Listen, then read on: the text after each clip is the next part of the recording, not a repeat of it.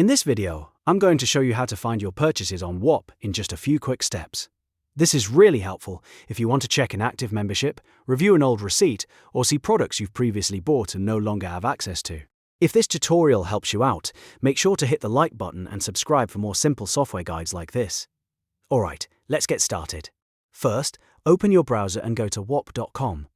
Once you're on the site, sign into your account using the email and login method tied to your Whop profile.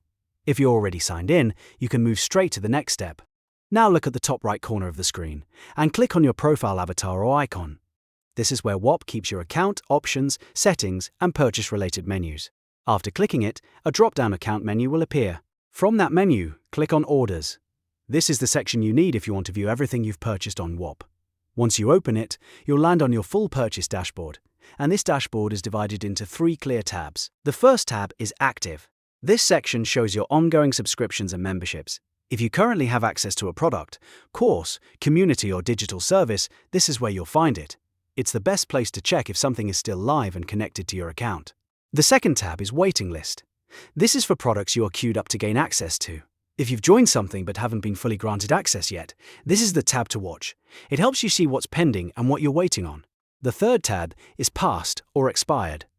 This section contains cancelled memberships, old receipts, and past payment logs. If you need to verify a previous order, look up a transaction, or confirm what you bought in the past, this is the tab you want. So, if you're ever trying to find a purchase on Whop, just remember the path is simple. Sign in, click your profile avatar, go to Orders, and then check the correct tab depending on whether your purchase is active, waiting, or expired. If you want to make your life easier, it's a good idea to check these tabs anytime you need access details, billing history, or confirmation of a past purchase.